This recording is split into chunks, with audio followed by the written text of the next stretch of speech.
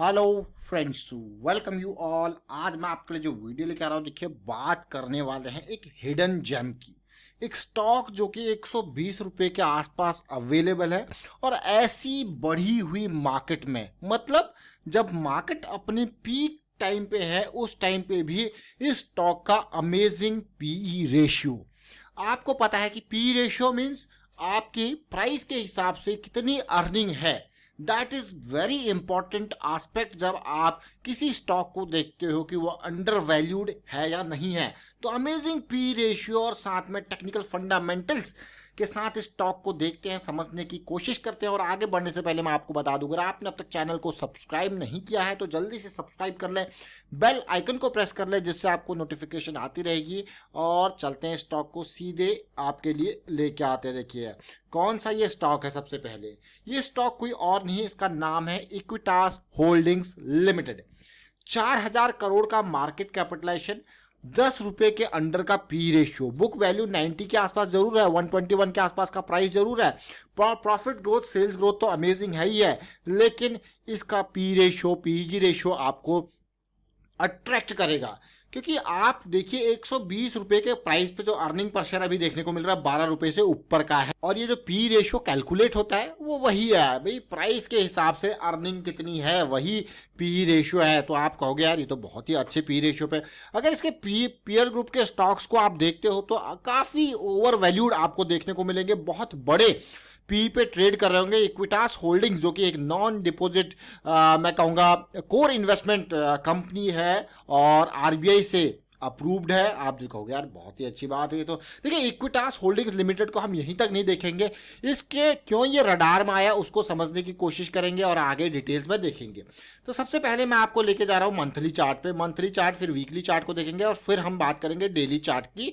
और अभी monthly chart पे मैं आपको लेके चलूंगा। आप देख रहे हो कि किस तरीके से इसमें पेन आया था। देखिए एक बात हमेशा याद रखें, जब प्राइस अपसाइड मूव करे या डाउन साइड मूव करे आपको मौके जरूर मिलेंगे। कैसे मौके? चाहे वो अपसाइड मूव करे तो वो स्ट्रेट मूव नहीं करेगा, वो आपको इस तरीके से हायर है हायर लो की सीरीज में चलता रहेगा। और उसी तरीके से आप देख रहे होगे कि किस तरीके से यहाँ पे सपोर्ट टूटता है और एक मैं कहूंगा क्लियर कट। आप देखिए सप्लाई एरिया देखिए, सपोर्ट टूटने के बाद फिर क्या आता है, पुल बैक। देख रहे हो इस पार्ट को, फिर धीरे धीरे करके और नीचे यहाँ पे गिर जाता है। और एक स्टॉक जो कि 200 रुपए के अराउंड ट्रेड किया था, हाई बनाया था, और वो पहुंच जाता है 30 से 40 रुपए की रेंज में। वापसी होती है, ऐसे नहीं कि सीधे ऊपर भाग गया, वापसी धीरे धीरे करके पॉजिटिविटी आती है। और ये बड़ी कैंडल के बाद छोटी कैंडल मंथली पे बहुत इंपॉर्टेंट रैली, करेक्शन, रैली, अभी करेक्शन चल रही है। और वही सिचुएशन, क्योंकि मैं कहूंगा कि जिस तरीके से पिछले मंथ यानी कि अगस्त से पहले जुलाई में इसने रैली दी थी, फिर वो छोटी कैंडल बनती हुई देखने को मिल रही है। इसीलिए आने वाले टाइम पे ये स्टॉक काफ़ी इंपॉर्टेंट रहने वाला है। और काइंड ऑफ आप इसको कह सकते हो कि इस एरिया का जो ये मार्केट स्ट्रक्चर इसने ब्रेक किया है, तो ये जब स्ट्रक्चर ब्रेक हुआ है तो उसके बाद ये पुल बैक भी मैं इसको कहूंगा, तो काफ़ी इंपॉर्टेंट ये मोमेंट इस स्टॉक के लिए।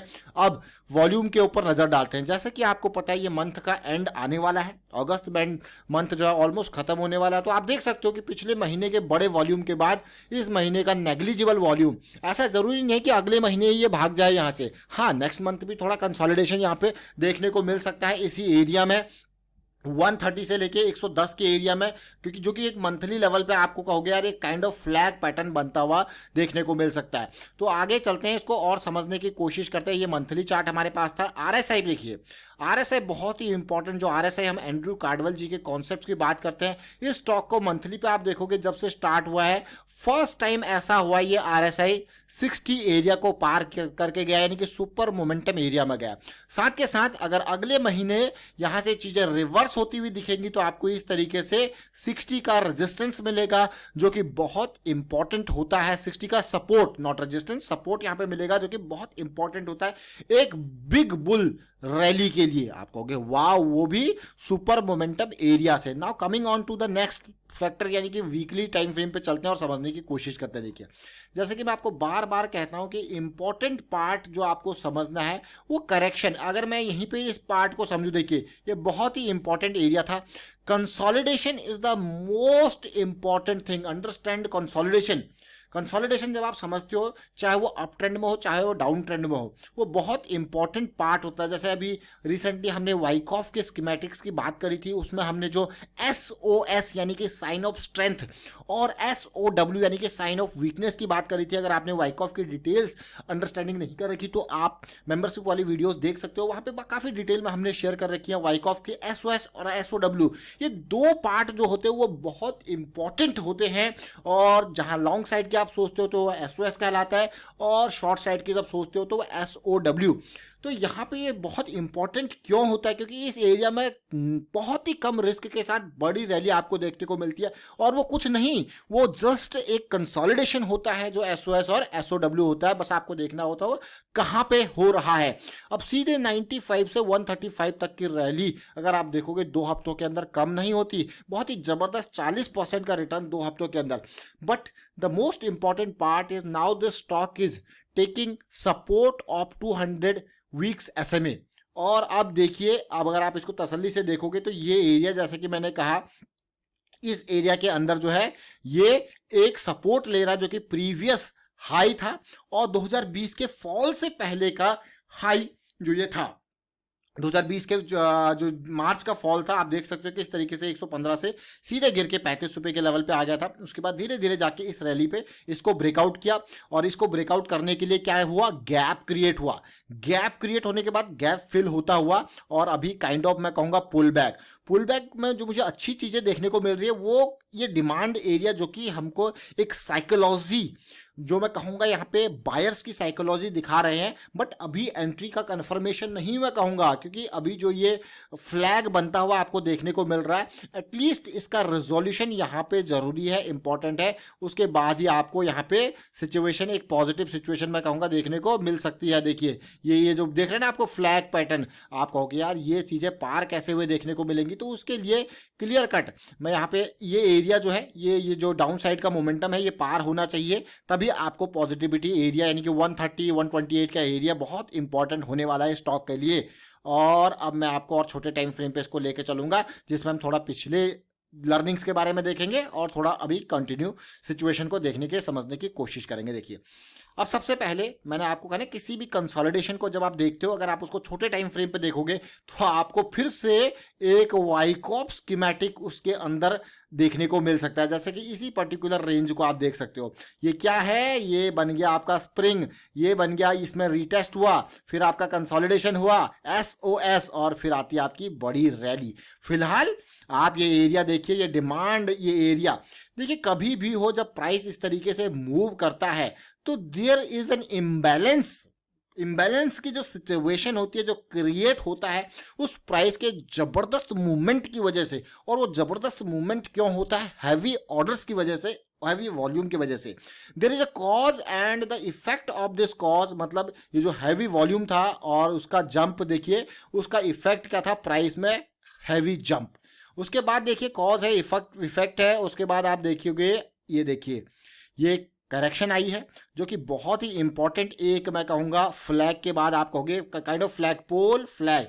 अब ये एरिया पार करना इंपॉर्टेंट है, और एक सॉलिड कन्फर्मेशन के लिए हमारे पास जो चीज़ें आती है, जब ऐसी सिचुएशन बनती है तो आप इस तरीके की सिचुएशन में ट्रैप ना हो जाओ। तो इसीलिए ये एरिया जब पार होता है ना, तो you will get a pull back near to these areas, जो कि एक सॉलिड कन्फर्मेशन होता है कि क्योंकि जनरली ब्रेकआउट की बात हम करते हैं, ब्रेकआउट में फॉल्स ब्रेकआउट होने के चांसेस ज़्यादा होते हैं, लेकिन जब आप पुल बैक की बात करते हो तो जब पुल बैक आता है तो means you are trading this swing part, और आपका स्टॉप लॉस भी इंप्रोवाइज हो जाता है इस एरिया में, और आपको एंट्री भी बढ़िया मिलती है। मतलब उसी ब्रेकआउट के इर्द गिर्द आपको एंट्री मिल जाती है, एंड यू नो कि ये पुल बैक है। वो कैसे कंफर्मेशन होगा, जब ये ब्रेकआउट होगा तो this should have a good volume, and जब ये पुल बैक आएगा, it is a pull back or kind of retracement जब ये होगी, तो यहाँ पे volume in comparison to this impulse leg कम होना चाहिए, तो आपका जो है मौका मिलेगा। अब आप कहोगे हाँ यार ये तो बहुत ही, देखिए कभी भी हो, risk management is a top priority. Top priority में क्यों कहता हूँ रिस्क मैनेजमेंट, अभी आपने देखा होगा रिसेंटली बहुत सारे स्टॉक कई जगह पे जब भी आपकी एनालिसिस फेल होती है, जब भी आपकी एनालिसिस रॉन्ग होती है, तो उस डायरेक्शन में रिस्क मैनेजमेंट ही आपकी प्रेशियस कैपिटल को बचाता है। इसीलिए आपकी पहली प्रायोरिटी, मार्केट इज रैंडम, इसको समझिए। मार्केट रैंडम है, there is uncertainty in the market. तो उन अनसर्टेनिटी को ही मैं कहूँगा सॉल्व करने के लिए, समझने के लिए, अपनी कैपिटल को बचाने के लिए रिस्क मैनेजमेंट आगे आता है। तो हमने ये स्टॉक जो कि इक्विटास की बात करी और अलग अलग टाइम फ्रेम पे इसको समझने की कोशिश करी। और अब देखिए जिस तरीके से सिचुएशन बन रही है, तो आने वाले दिनों में जब ये एरिया पार होगा तो आपको एक बढ़िया अपॉर्चुनिटी दे सकता है। फिलहाल वाइंड अप करता हूँ इस वीडियो को। उम्मीद करता हूँ वीडियो आपको अच्छा लगा होगा। अच्छा लगा तो शेयर जरूर कीजिए, लाइक कीजिए और प्राइस एक्शन सीखते रहें। Thank you for watching the video.